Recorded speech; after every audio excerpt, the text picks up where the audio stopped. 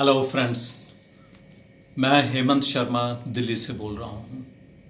दोस्तों, जैसे पूरी दुनिया में रफ़ी साहब के करोड़ों फ़ैन हैं, उसी तरह मैं भी उनमें से एक हूँ। और मैं ये भी बताना चाहूँगा कि मैं रफ़ी फाउंडेशन मेमोरियल सोसाइटी से भी जुड़ा हुआ हूँ, जिसमें ज़ोरावर छुगानी जी जनरल सेक्रेटरी हैं और मैं सेक्रेटरी हूँ।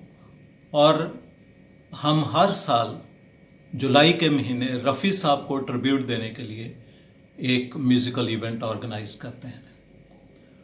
और मैं एक और बात शेयर करना चाहूँगा कि इस प्रोग्राम में अक्सर रफ़ी साहब की बिटिया यास्मीन जी और उनके हस्बैंड परवेज़ साहब ने ज़हमत उठाई है इस प्रोग्राम को अटेंड करने के लिए। और ये प्रोग्राम दिल्ली में एक ख़ास प्रोग्राम माना जाता है और लोग इस प्रोग्राम को देखने की हमेशा इंतज़ार करते हैं। दोस्तों, ये मैं इसलिए जुलाई के महीने में ये बात बता रहा हूँ आपको, क्योंकि इसी महीने हमारे हर दिल अज़ीज़ रफ़ी साहब का 31 जुलाई 1980 को इंतकाल हुआ था। और पूरी दुनिया संगीत के चाहने वाले लोग बहुत गमगीन हो गए थे।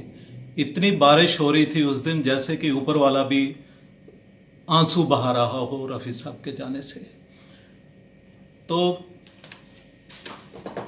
उनकी ऐसी यादें हैं जो हमारे साथ ज़िंदगी भर जुड़ी रहेंगी।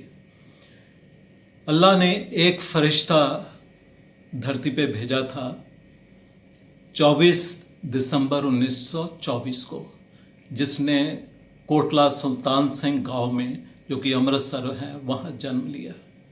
और उस फरिश्ता का नाम था मोहम्मद रफ़ी। बचपन में उनको फ़ीकू के नाम से बताया जाता था और उनको बचपन से ही संगीत से बहुत लगाव था। उस गांव में एक फ़कीर आता था। फ़कीर के गाने को सुनने के लिए रफ़ी साहब उसके पीछे पीछे दूर तक चले जाते थे और फिर फ़कीर के ही गानों को अपने दोस्तों को सुनाया करते थे।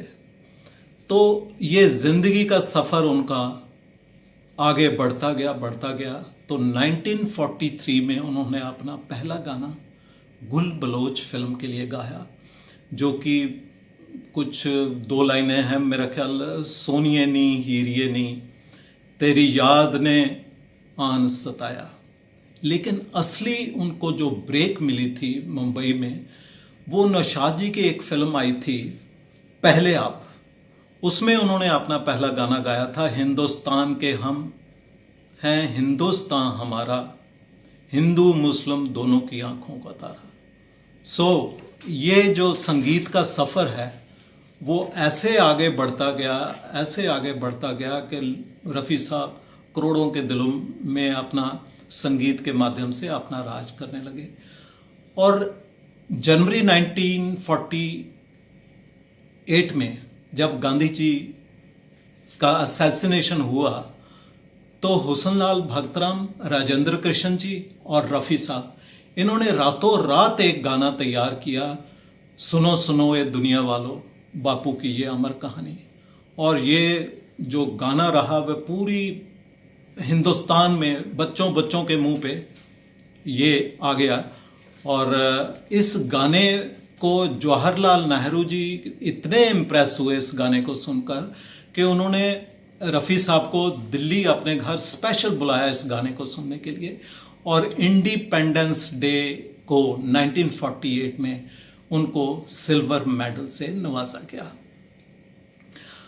और उसके अलावा इस संगीत के सफ़र में रफ़ी साहब ने बहुत से अवार्ड्स जीते, जैसे फिल्म फेयर अवार्ड्स उनको 6 मिले और 7 में उनकी नॉमिनेशन हुई। और जो एज ए ट्रिब्यूट मैं चाहता हूँ उन 6 गानों को मैं आपको गुनगुना के सुनाऊँ। 1961 में 14वीं का चांद फिल्म आई थी, जिसमें एक बहुत सुंदर गाना था, 14वीं का चांद हो या आफताब हो, जो भी हो तुम खुदा की कसम लाजवाब हो, चौदहवीं का चांद हो। फिर उसके बाद 1962 में एक फिल्म आई थी राजेंद्र कुमार जी की, ससुराल। उसका एक बहुत ही खूबसूरत गाना था जो कि बहुत सुपरहिट हुआ। तेरी प्यारी प्यारी सूरत को किसी की नजर ना लगे, चश्मे बद्दू। तो फिर 1965 में एक फिल्म आई थी दोस्ती। दोस्ती फिल्म में सभी गाने रफ़ी साहब ने गाए और वो ऑल ओवर सभी संगीत प्रेमियों की जुबान में उनके गाने छाए रहे।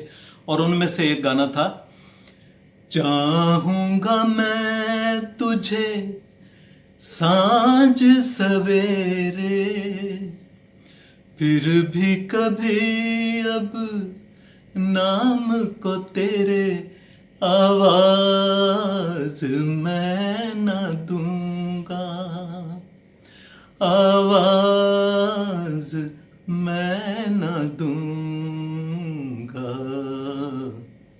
सो ये गाना फिल्म में इतना सुपरहिट हुआ कि एक से एक गाना लोगों के दिलों पर छा गया। और उसके बाद 1967 में एक फिल्म आई थी सूरज, राजेंद्र कुमार जी की, और उसका एक गाना ऐसा जो आज के दिन भी सभी ब्याह शादियों में गाया जाता है। ये तो एक मस्ट है गाना सभी शादियों में। वो उसके बोल थे, बहारों फूल बरसाओ मेरा महबूब आया है, मेरा महबूब आया है। 1969 में एक फिल्म आई थी शम्मी कपूर जी की, ब्रह्मचारी। उसमें भी सभी गाने रफ़ी साहब के थे और जिस गाने के लिए फिल्म फेयर अवार्ड था उसके बोल थे, दिल के झरोखे में तुझको बिठा कर यादों को तेरी मैं दुल्हन बना कर रखूंगा मैं दिल के पास, मतो मेरी जाऊं दास।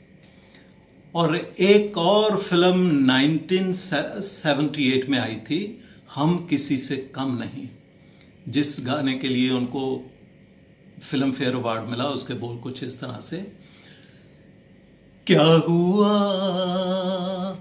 तेरा वादा, वो कसम वो इरादा, भूलेगा दिल जिस दिन तुम्हें, वो दिन जिंदगी का आखिरी दिन होगा, क्या हुआ तेरा वादा। दोस्तों, इसी फिल्म के लिए रफ़ी साहब को नेशनल अवार्ड भी मिला।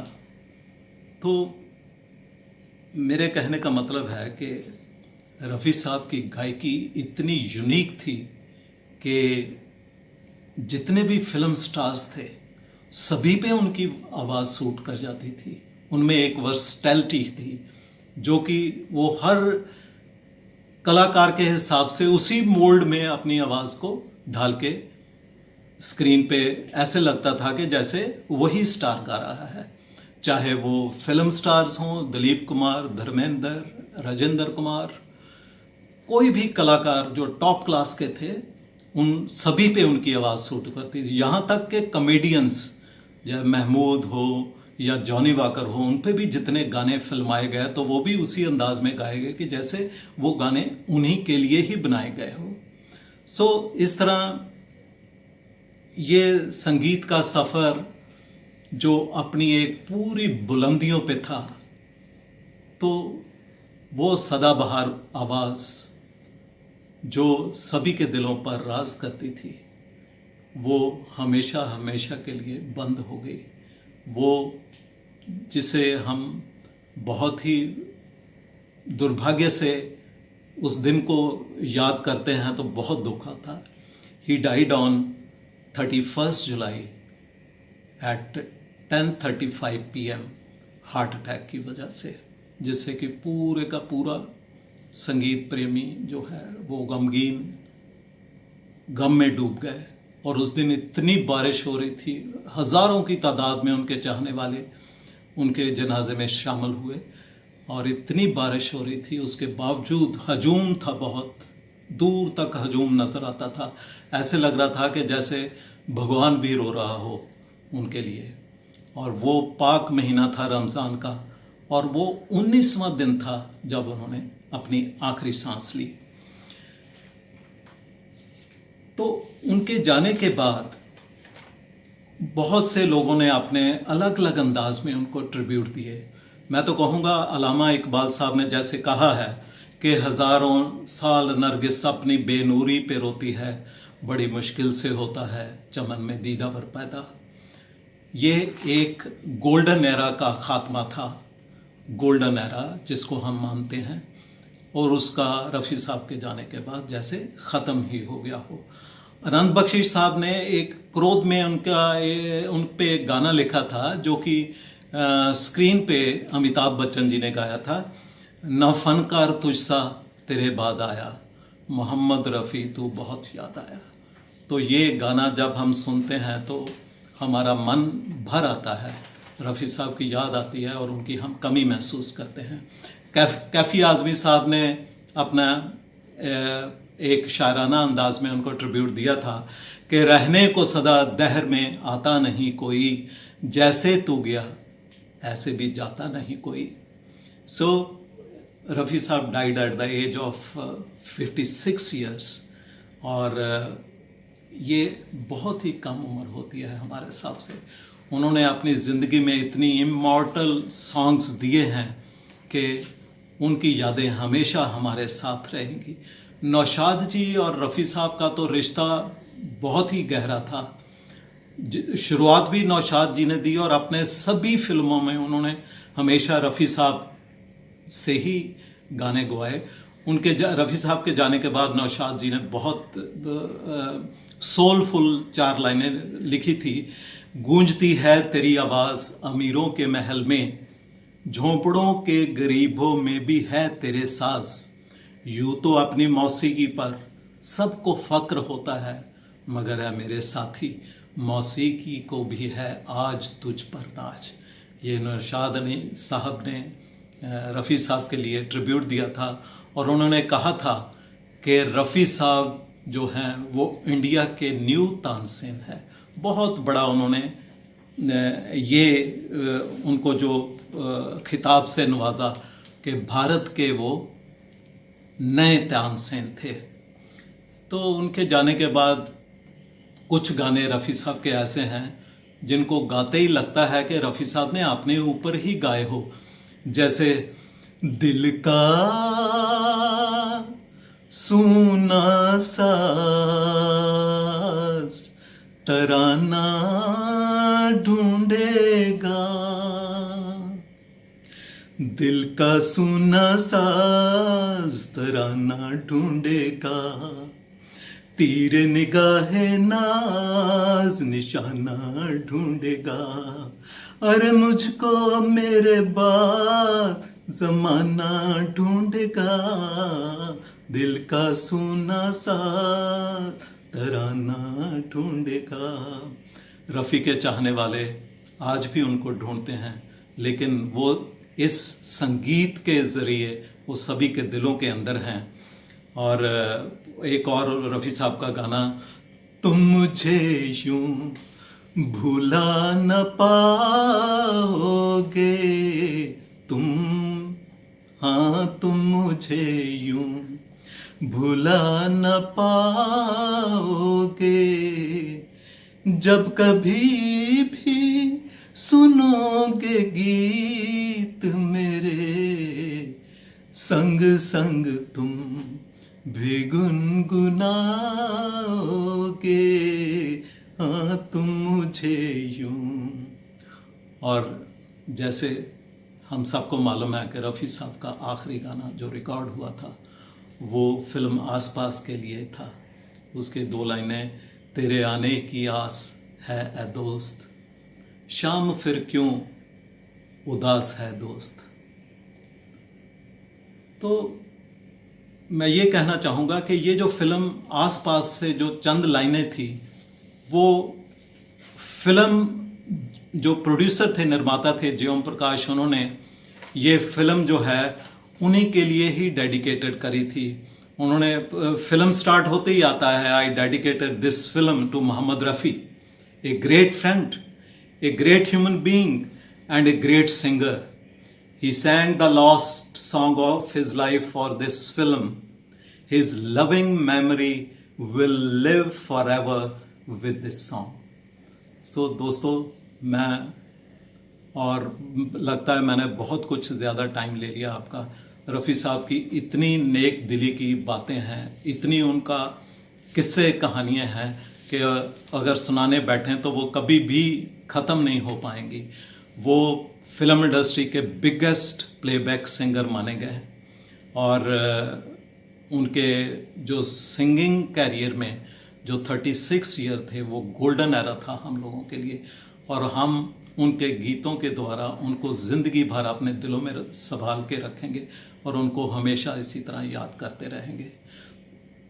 अंत में मैं ये कहना चाहूँगा कि मैं अपने आप को बहुत ही खुशकिस्मत समझता हूँ कि ऊपर वाले ने हमारे रफ़ी साहब की बिटिया यास्मीन जी और उनके दामाद परवेज़ अहमद साहब से एक बहुत खूबसूरत रिश्ते का अंजाम दिया है। वो मेरे बहुत अज़ीज़ दोस्त हैं और एक किस्म का परिवार की तरह समझते हैं। रिसेंटली मैं बॉम्बे गया था, तो जिस ढंग से उन्होंने हमें हॉस्पिटैलिटी दी, प्यार दिया, इज़्ज़त दिया, मान दिया, मैं ज़िंदगी भर नहीं भुला पाऊँगा। और मैं खुदा का बहुत शुक्रगुज़ार हूँ कि उन्होंने एक अच्छे खूबसूरत रिश्ते को अंजाम दिया। थैंक यू सो मच दोस्तों, फ्रेंड्स।